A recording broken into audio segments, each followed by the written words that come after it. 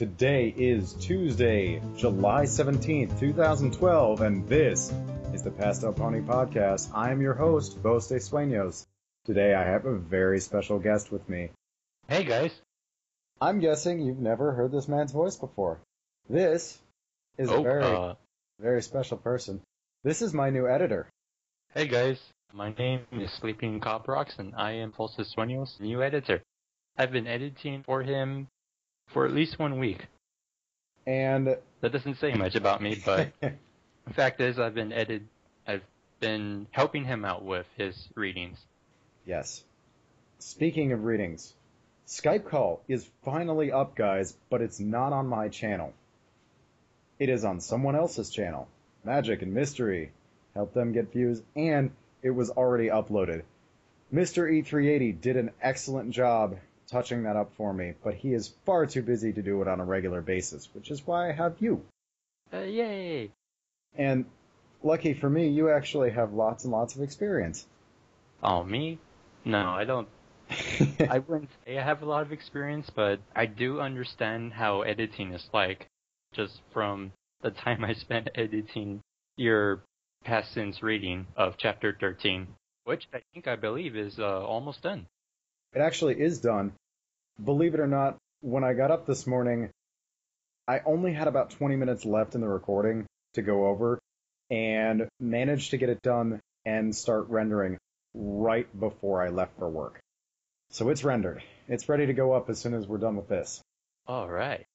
But I wanted to ask you a couple of questions for the audience's sake. First off, about how long did you spend editing Past Tense 13? Well, for at least around 10 hours, a couple extra because of me actually trying to figure out how to use the program, to actually figuring out how to edit. But once those hours were gone, having understood how the process worked, I've been using up to 10 hours to edit this very slowly but surely. Guys, before he got a hold of this, it was 2 hours long because I hadn't recorded in a month and a half, and I took a lot of time in between lines just to make sure they were right. And something that you'll probably notice, I am very, very unhappy with how Luna's lines turned out in this. I'm not fixing them. There's too many. Just don't care quite enough. Sorry. Don't be too hard on yourself. They sound quite moderate. The problem is that they sound a little too much like Celestia. In a series of Fixed, where almost every character is female, there's only so many voices. Someone with a gruff voice, manly. I'm just going to start throwing out random words like muffins and bananas, so I'm going to stop. But yeah, voice like mine is capable of doing. Especially when none of them have accents except Applejack. Because I pride myself on villains and accents. And there's only one villain and one accent in the whole thing. So I make some up. You're missing one, but... Yeah, probably. But the point remains that it's going to be a learning process for both of us. And as the recordings progress, they'll get better and better, just as I teach you more, and in general, you get more experience, and we work better together. I don't know. Interviews and I don't get along very well. Yeah, but despite all that, we do hope that you'll be able to enjoy this reading of Past Tense 13, because I worked really hard on this one. 10 hours is about the amount of time I expected myself to spend on it, so I am eternally grateful for you editing that. So you guys, be nice. Any criticism, be constructive and kind, because it is still a learning process at the very, very beginning. Yes. Say anything that could be able to help me or Vos. Just be nice about it. Especially for me with the editing, since I'm still trying to figure out the whole process behind it. And like I told you privately in the chat last night, there's a lot of advanced techniques that, you're not going to have time to learn the first go around. This is another thing for Past Tense 13. Most of it is your edit.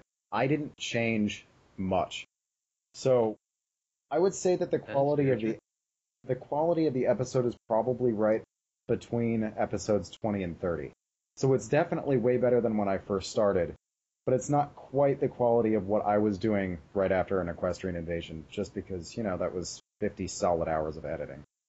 You didn't see it, but I rolled my eyes just now. I don't want to do that again. No, I could tell that you spent a lot of time working on that project. And it didn't even do, it didn't turn out, it did much better than I expected for the fans, but it didn't turn out as well as I wanted. There were sound effects I wasn't happy with, and Command Spry and I talked about this quite a lot. His music and Mystery 380's music was fantastic. Mine was not, and I wish I would have pushed more for not my music. Because it didn't fit the theme or the tone the way that theirs did. And theirs wasn't specifically made for the project. Mine was. But, so, in addition to all of that, I will be posting links to Sleeping Cobrox's Twitter and Tumblr pages right beside my links on the main page. I'll put them in this episode, but I probably won't be doing it afterwards. So, if you want to find him, he is less of a hermit than I am. He will talk to you probably more than I do. If for any reason you may not like this reading just because I'm still trying to get used to it, feel free to tweet or tumble at me and deliver your anger or praise. Tumble's a verb, huh? See, I don't even know. I think it's more of a made-up word. But anyway. I like that it's a verb for talking in some form, though. Yo, dog, you seem cool. We should tumble. What? Tumble this. So, do you have anything else that you would like to say about the editing process, or you in particular, or anything else you want to cover before I jump into the last few quick little things? Well, the one thing I would want to say is that I've been talking with you about requesting to edit Past Since 13 for you, especially as you mentioned in your last episode, that you were fed up with editing and, okay, that's it, I gotta help this guy out because I don't want to see his readings end because of the painful editing process that I'm now undergoing. How do you feel about that? Do you understand sort of, would you like to give an understanding of what you do in that 10-hour process? Because I'm honestly shocked beyond belief with the reaction that I got because so few people were willing to edit. But at the same time, even though I talk about it in a lot of the podcasts, almost no one understands what I do. There must have been at least someone that has understood what you were talking about. Mystery 380 and, let's see, I know his real name. I'm trying to remember. I think it's James Cork? Okay, I'll get back to that in a second. But Mystery 380, and I believe his name on YouTube is The Odd Guy, offered and actually did go through an editing process for me. And I am so appreciative, guys. Thank you so much for that. However, you were far more accessible. It was easier to get a hold of you, and it was easier to teach you. And that, plus, they're both very busy. And you were willing to make time for this. And speaking of, very important, guys, we don't have a set schedule yet. We're still working on this whole collaborative thing. And more importantly, I have an exciting announcement for the end of the podcast. That's part of what I'm talking about right now. But Sleeping Cobrox is also still in college and doing a lot of coursework. These things come first. We will do as much as we can to get these episodes out as often as possible, but unfortunately, real life comes first. But I mean, at the same time, that I can still be able to do more than college work. I'll still be around to help Volsa Sueños out with editing, but he has a point. We don't really have a set schedule yet. We can't promise you that we'll release readings weekly. It's very situational. That's probably not. Just please understand that because I have college, that I can't promise a schedule because of that. There are going to be certain times of the year that are obviously worse. Especially around fall. Exactly. Exams. Exams mean... I remember, believe me, I do. I loved to study and refused to get bad grades, and as a result, I would spend hours outside of class studying for individual exams. When I took the law school admissions test, the LSAT, I actually spent about all of my friends went home for Christmas break. I stayed in the house that we had, and I spent 4 to 8 hours a day for 3 weeks solid studying for that. That's how I studied for exams. So anyone who studies for exams has my respect. Don't. Those times of the year. Yes. Especially around finals. Especially because you're doing comp sci classes. Those are a combination of memorization and complex thinking. Is that what physics is? But I anyway. I said computer science, but yeah. Because of the summer, I'm taking physics, but not computer science. But Yeah, good enough luck. about my college life. So, I don't know, that was a tangent of some sort. I don't remember how we got here. But that is the longer end of the long and short of it for this amazing, awesome editing process. And you get links both to the Skype call today and Fast 13. How awesome is that? This is very awesome. So, a couple of things now that we're in this sort of podcasty portion, and feel free to interject if you'd like, since you're staying around and taking part. I plan to only do a few minutes of this. No, please continue. I'll still be around here. I left the AC on. Whoops. Oh well. Oh, that's another part to edit out. Anyway. That's actually, I can't really edit it out, because there's been not quite enough silence to get a good noise profile, but that's okay. I would rather be cool. It's so hot. Anyhow, first off, I have not checked Equestria Daily or music or meme base in weeks. So, there's almost no news, and there's probably not going to be any news because I have been doing other things. There's been Comic-Con. Clearly, you've at least heard of that. Just the Season 3 songs that came out. I've heard of those things, but I haven't been catching up with them. I took a brief look at Equestria Daily right after BronyCon, but I've been so wrapped up in all of my preparations for TrotCon that I basically had time. Speaking of which, this is an announcement-y thing. I plan to have a long podcast, possibly next week, but depending on the editing, we'll see. But I plan to record it next week for all of TrotCon. I plan to give a whole convention review, both what I did in the con in general, how it went, stuff like that. You would do well to tune in, folks. Yes. Yeah.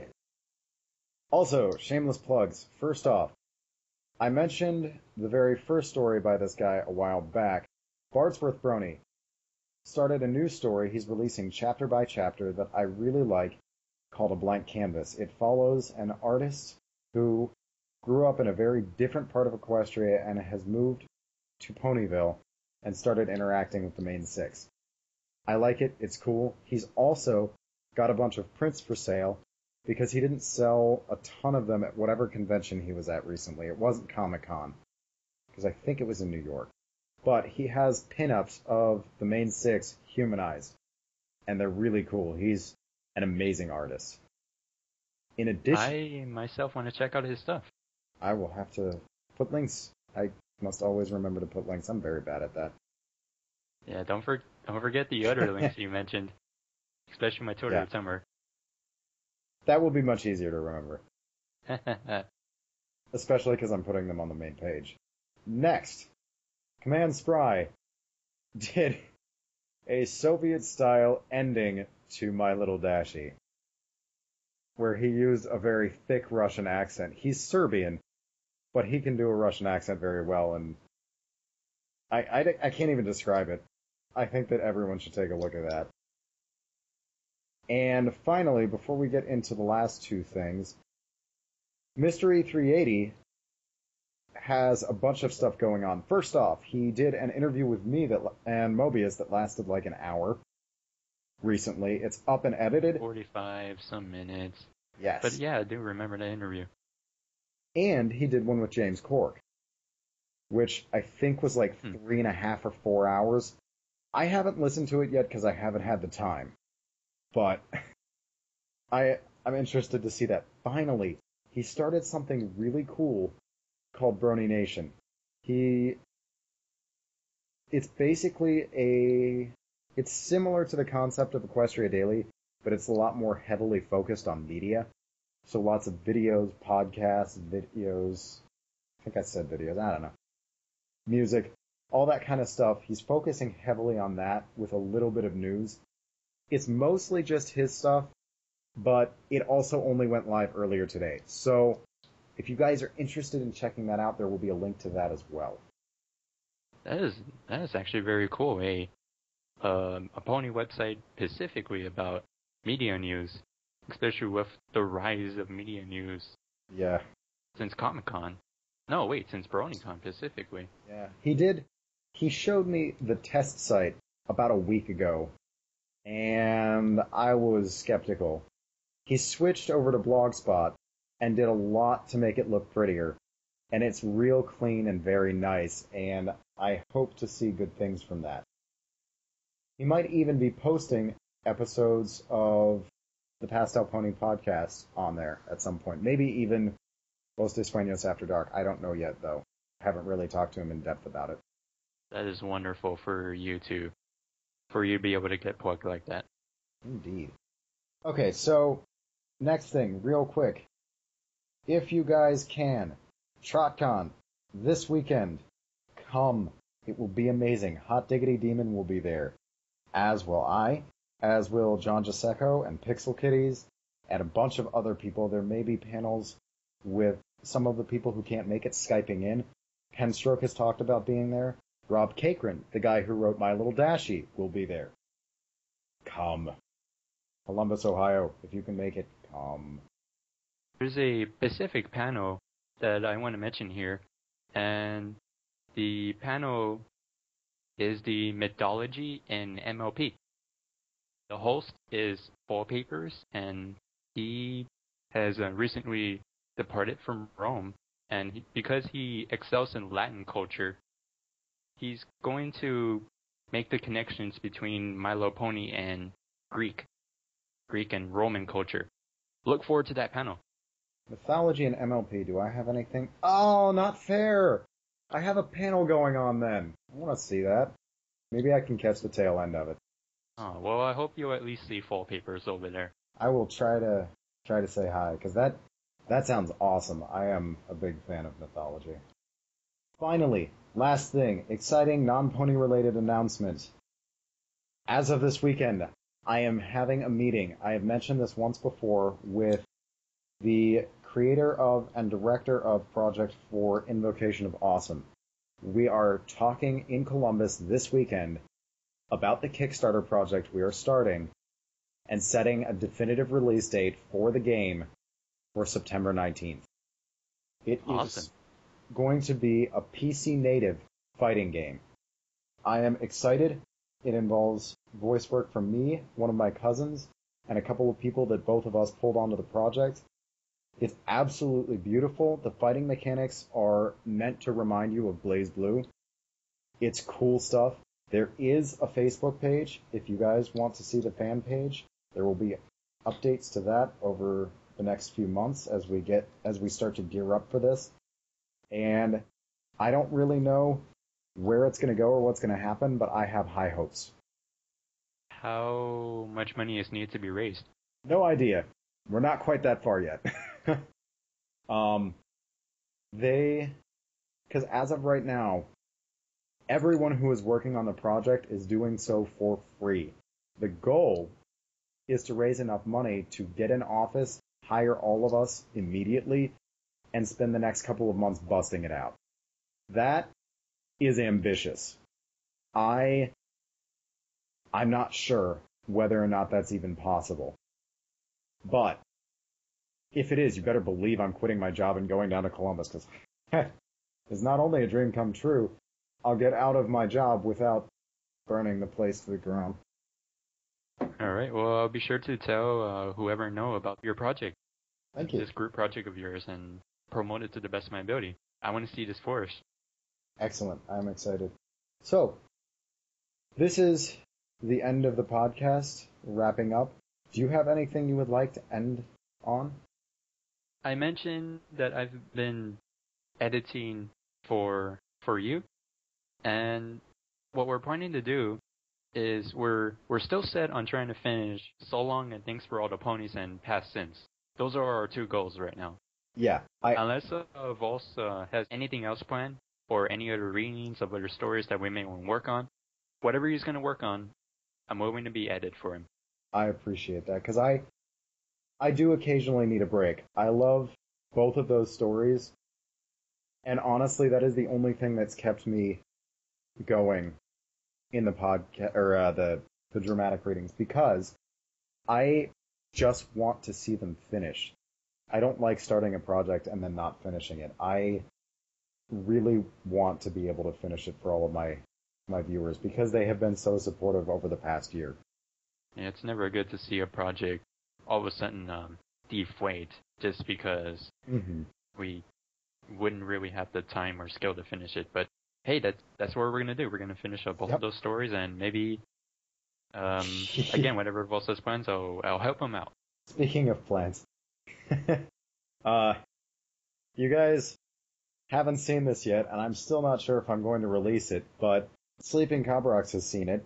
It is about 3 minutes of me speaking in Gollum's voice, narrating Big Macintosh masturbates with razor blades. Oh, so you are going to upload that after all? I'm not sure, because here's the thing. I wanted to ask the audience whether they want to hear that one, or if they want me to try to do the whole thing, because it's a fairly short story. I can probably keep up Gollum's voice for the 30-35 minutes it would take to record that. So, with your approval, that's something that I could upload to another channel. All right. If we're gonna do this, then I can at least upload the current recording that we have of it. James Cork and I talked about this, so I don't want to upload it yet, because he thinks it's hilarious and he wants to draw a Gollum pony for it. Awesome. So it's going to be a collaborative effort. In the event, regardless of what the audience decides, we'll be waiting on that. James, we're waiting. Reruns the precious. Wow. This is Vos de Sueños signing off. Safe travels, every pony. And stay classy.